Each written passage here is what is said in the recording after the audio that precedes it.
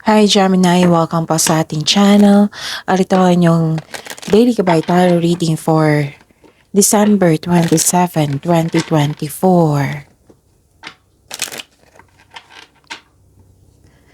Please be reminded kung nakaresonate kayo, comment down. Kung hindi ko nakaresonate, ibigay niyo po sa iba kasi channel reading po ito. This is for you, Gemini, ngayong December 27, 2024.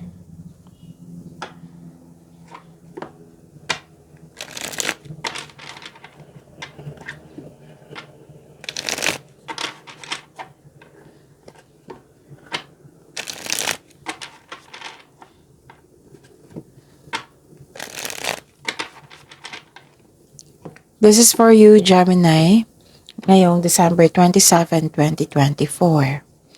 Maraming salamat po sa inyong patuloy na suporta at maraming salamat din po sa mga hindi nag-skip ng ads. Gamitin ang reading na ito bilang gabay lamang sa mga hindi pa nag-subscribe. Subscribe na po kayo at click bell notification para malaman nyo na may bago tayong video. Para sa mga gusto magpa-reading po, may lumabas dyan sa screen nyo ngayon. Panoorin nyo po at sundin ang instruction. Calling the attention sa mga suki ko dito na Gemini, open na po inyong Monte Cabay Tarot reading for January 2024. May 6 months from now reading tayo at love life reading po. So message me Gemini for schedule. Maraming salamat po. Spirits Guide, mga ganap po para kay Gemini ngayong December 27, 2024. I need 3 cards po.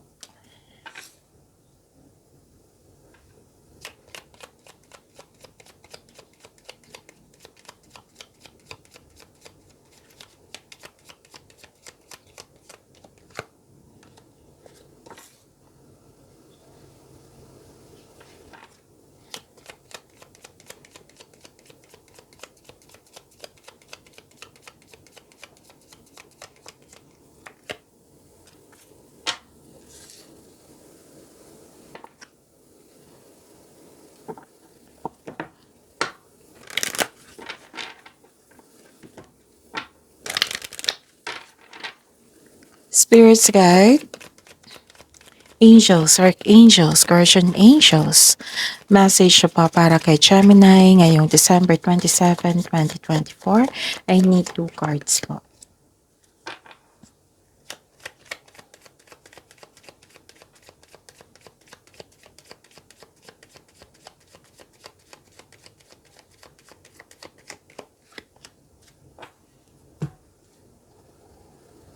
Okay. Gemini, ngayon December 27, 2024. May nakita kong ditong good news. Again, may dumating na good news. May na-receive kayong good news. At may nakita rin akong change for the better dito. And pwedeng may movement. Pwedeng literal na movement ito, nalilipat kayo sa malayong lugar. Pwedeng nakadecide na kayo or nagbigay kayo ng action ngayon. Tapos, yun. Pwede din na yung matagal mo ng plano, desisyon, binigyan mo ng action ngayon. So, movement, meaning to say, busy kayo ngayon. Tapos, dalawang card kasi nagsabi dito na magiging busy kayo. May pwede din, posibleng may dumating na tao. Which means, dumating na bisita na nagbigay ng news or information sa iyo. At siyang bibigyan mo ng agarang aksyon or reaksyon. Pwede din tinawagan ka nito or nag-message sa iyo na nagbigay ng news or information at binigyan mo ng aksyon or reaksyon. Tapos, may dito, pwedeng naalala niyo po ito na nagkaroon kayo ng loss of connection sa isang tao. Pwedeng napag-usapan or naalala niyo. Tapos, pwede din nagkaroon ng delay kasi may tutol. Pwede din delay sa paggawa ng action kasi nag-hesitate kayo. Pwede din delay sa hinihintay niyo. Yun. So, ang sabi ni Archangel Metatron. So, chakra clearing. Call upon me to clear up and open your chakras using sacred geometric shapes. So, tawagin niyo po daw si Archangel Metatron para magkaroon ng chakra clearing. And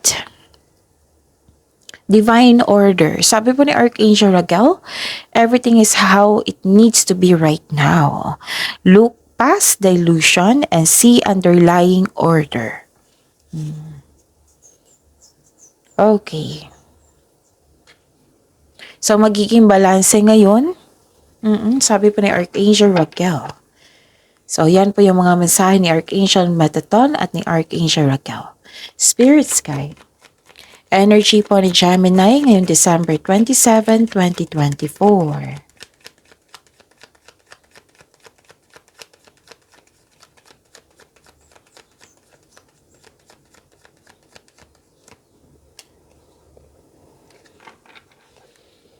And the clarification of this card po.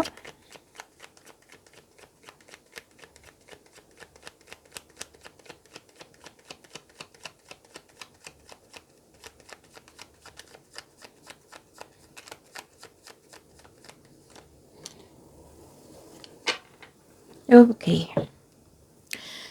Sa mga may oras dyan, kung gusto nyo po, kung hindi nyo pa napanood, panoorin nyo po yung na-upload natin noong December 16, 2024. Tungkol po iyon sa inyong 2025 tarot reading.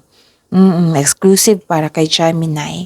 So, hanapin nyo po sa channel natin. Panoorin nyo po kung gusto nyo po. Kung may narinig or may nakita kayong repeating message, meaning to say, pinupush ng cards nyo yan, kasi ang ilan sa inyo hindi pa binigyan ng atensyon. Na kung maaari din po, bigyan nyo po ng solusyon at aksyon. Remember, Gemini, at the end of the day, alam mo na ikaw lang taong may kakayahan at responsable na gumawa ng sarili mong katotohanan at kinabukasan. So, ano yung energy ni Gemini ngayon?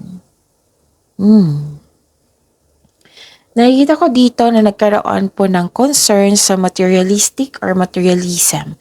Pwedeng ikaw ito or pwede din concern mo sa isang tao. Nagkaroon din ng concern regarding sa lack of appreciation. Hindi na-appreciate yung mga ginagawa mo, ganon. Oo. Tapos, ang sabi ng card dito, wag po daw kayo mag-overwork. Wag po daw kayo mag-overwork. This card is a warning na do not overspend. Pwedeng overspend sa pera. Pwedeng overspend sa trabaho. Kasi nakita ko dito, mas more dito yung concern sa nag-overwork. Wala nang time mag-relax. So, balansehin ng oras po. Okay? So, nakita ko naman dito na aminado kayo na lack of time. So, yun yung sinabi ng card dito na kailangan bigyan ng oras. Pagbalanse po ay kailangan. So, yun. Yung sabi ko sa inyo kanina sa oracle card nyo, dito sa tarot card nyo, na kailangan ng tamang pahinga. Kasi movement magiging busy kayo. And this card tells you, oracle from your oracle cards and tarot cards, ang sabi din dito, magiging busy kayo. So, yun, pagbalansa ay kailangan. Huwag po daw kayo magpagod. Huwag po daw kayo magpasobra sa trabaho. Okay? Okay, so, nakikita ko dito yung sabi ko kanina sa inyo na maaring nagkaroon ng delay kasi may tutol. May tutol sa inyong desisyon, ideas, basta may tutol. May nakita kasi ako dito sa tarot cards nyo na hindi nagkasundo. Pwede din nagkaroon ng frustration kasi may gusto kong tapusin. Kaya nga nag-overwork kayo. Yung mga paalala ng card nyo dito na kailangan ng pagbalanse po. Tapos, overcommitment. Pwede din may nag-promise sa'yo or kayo ang nag-promise na hindi nabigay, ganon. Tapos, pwede din, yung sabi ko kanina sa inyo dito sa oracle card nyo na may naalala or napag-usapan nyo na tungkol sa loss of connection sa isang tao. Lumabas siya dito. Sa tarot card nyo. And, yun, pwedeng andyan siya. Na, 'di ba may nasabi ako na loss of connection. Pwedeng andyan siya pero hindi maganda ang trato nyo sa isa't isa. Like for example, hindi kayo nakibuan after the argument or may hindi nagustuhan, may mataas ang pride. Yung disbalance, yung connection nyo. Na pwede din naging dependent yung tao sa'yo. Na which is, pwede naman yung dependent. Like for example, yung mga bata pa sa'yo, di ba? So, pwede din naging dependent yung kasamahan mo dyan. Sa trabaho ba yan? Or sa bahay ba dyan? Sa pamilya? Na feel mo na sobra. Pwede yung pag-usapan. Or limit. Magkaroon ng limitasyon. Communication is the key. Parang maunawaan din niya, maunawaan ka niya, kung pwede, pag-usapan nyo. So, improve your communication. Okay? So, yun, magaling naman kayo sa komunikasyon, Gemini, kasi strength nyo yan. So, to fix the imbalance, look inward to see where you can find the source of this harmony. Alamin nyo kung bakit siya nagkaroon ng hindi pagkakasundo. Baka kailangan lang talaga na pag-uusap. Okay? Tapos, may nakita nga ako ditong tampuhan kasi nag-overcommitment Pwedeng promises. Or hindi niya natupad yung promise niya before. Ganon. Pwedeng ganon. Spirits Guide. Career and Money ni Gemini ngayong December 27, 2024.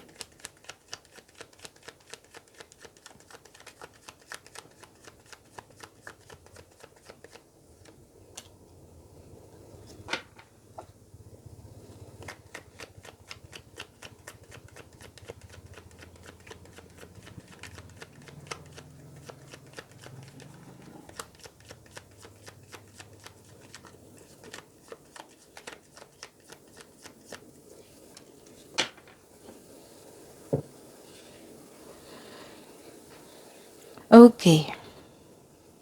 Sa career and money niyo po, nakikita ko dito, 3 card na po nagsabi. One from your oracle card dito sa energy niyo at dito rin sa career and money niyo. So, may tutol. Tutol sa inyong gustong gawin. Tutol sa inyong desisyon, ideas, plano. Basta may tutol. Lumabas siya sa energy card niyo ha. At dito din sa career and money at sa oracle card niyo. May tutol talaga. Pwedeng, nagpasya kang, for example to ha, Gemini, pwedeng nagpasya ka na mag-take ng masteral para tumaas yung posisyon mo. Ganun. Yung traditional career path, di ba? Like for example, sa pag-take ng board exam, di ba? May title ka niyan kung nakapasa ka na. So, may tutol. May tutol siya. So, pwede din na, kasi regarding to sa money din, di ba? Tutol sa kasal. Kasi walang pera, ganun. Pwede din, pagkikipag-connect mo sa isang tao na may tutol. Like for example, huwag kang makipag-usap sa ganyang tao na kasamahan mo sa trabaho. Ganun. Tutol. May nakita kong tutol talaga. And, pwedeng kayo ito ng tutol ha. Or pwedeng may nagsabi sa inyo niyan na tutol sila. So, the advice is, take it as a reminder to have an open mind and be respectful of opposing viewpoints na hindi na kailangan magalit po. Kailangan pag-usapan lang po. Kanina yung sabi ng energy sa energy cards nyo. Kung hindi siya madaan sa usapan, then i-pray nyo. I-pray nyo para na i-healing mo kay God na soon na sana sa next pag-uusap nyo, sana maging open-minded siya. Kasi nakita ko talaga ditong solusyon is hindi kailangan magalit at saka communication. So remember ha, at the end of the day, kayo naman po yung mag-desisyon yan. Kasi buhay nyo po yan. Nanindigan kayo, di ba? May tutol. Pero nanindigan kayo dito. Sinunod mo talaga yung gusto mo. Nagpasya ka, naging honest kasi sa iyong sarili. Kasi magaling kang gumawa ng decision. And this is your energy card. Lumabas yung air sign. Belong kayo sa air sign, Gemini. Tapos, nakikita ko dito na magaling kang gumawa ng desisyon. Nanindigan ka para sa iyong paniniwala, focus on your logical at katwiran ka sa umasa sa inyong emotion. So, this card asks you to use your intuition po para gabayan ka sa next action mo. Tapos, humingi ng tulong mula sa iyong trustworthy kasamahan, co-worker, or taong same kayo na business industry. At yakin na makagawa ka ng diskarte sa iyong kaperahan at layunin. So, yun, nag-decide ka para mas mag-level up ka.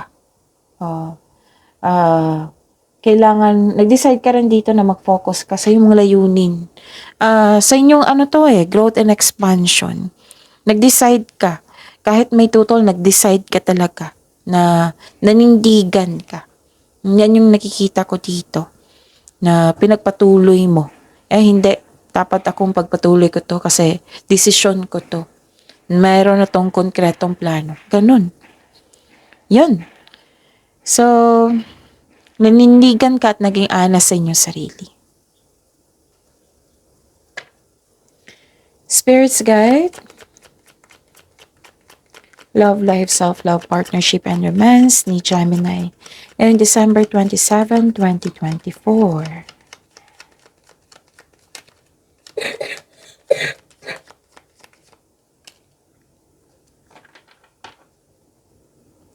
And the clarification of this card po.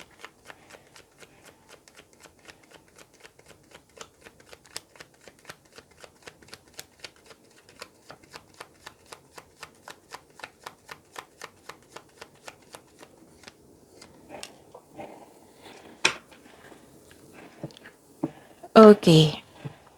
Maraming salamat po sa patuloy na tiwala at suporta sa ating channel at maraming salamat din po sa mga hindi nag-skip ng ads.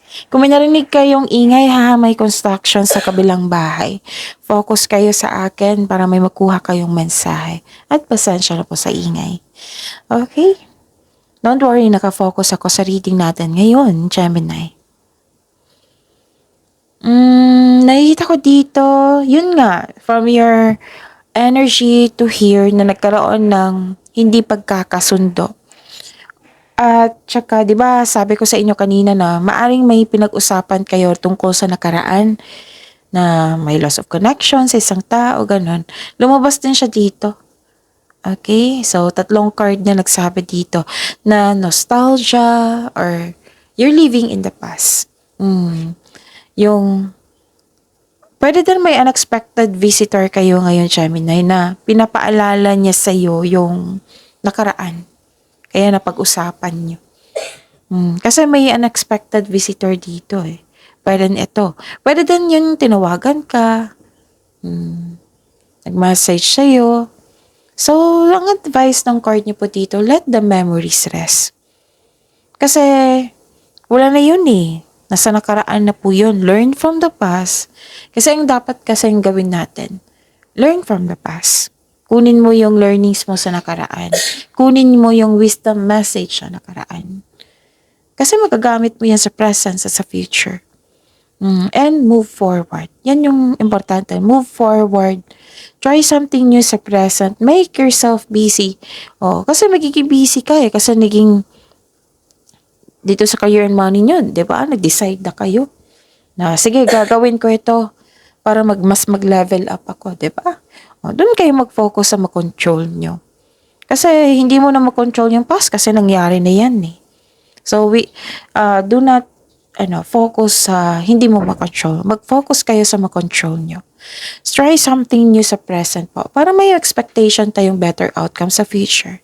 Yung pagiging productive sa araw-araw, Gemini, always ko yan sinasabi sa inyo para to remind you din, para may ma-harvest tayo soon, di ba? And, yun, wag tayo mag-look back sa nakaraan. Let it go and move forward. Huwag niyong hayaan na maging stagnant yung present nyo. Kasi nakita ko na pa naman dito marami kayong gawain. Magiging busy kayo eh. Okay? So, yun. Ano pa? Nakita ko dito na hanggang dito,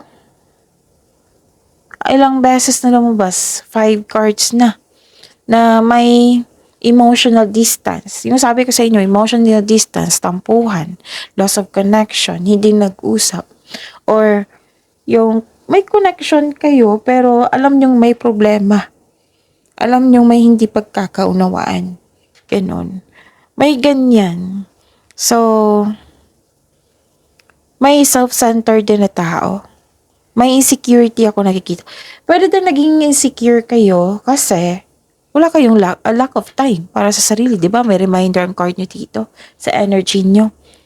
Lumabas din siya dito. Pwede din insecurity, may na-insecure sa iyo. Self-centered na tao, may nagsaselo sa iyo or naiingit sa iyo. So, this card may be asking you na mag-open ka sa taong may issues sa iyo without worrying about being rejected or judged. Actually, gusto mo siyang tulungan. Nakita ko dito, Gemini, some of you, na gusto mong ipag-intindi sa kanya. It might be hindi mo open-minded ang taong to. So, maaring kausapin mo to. Yan din yung advice ng card niyo po. So, may sabi ang card dito, oh. Kung may tao daw na who has proven themselves na untrustworthy sila, better to have a healthy disconnection or, umiwas na lang. Yan yung sabi ng card. Okay? Na pwedeng naalala nyo talaga to. Or ibang tao tong na-insecure sa'yo na kailangan nyo mag-usap. Okay? So, claim the blessings. Pagyamanin nyo po. Gemini, see you tomorrow. Please like, subscribe, and click the button for notification para updated po kayo sa daily tarot reading natin. Maraming salamat.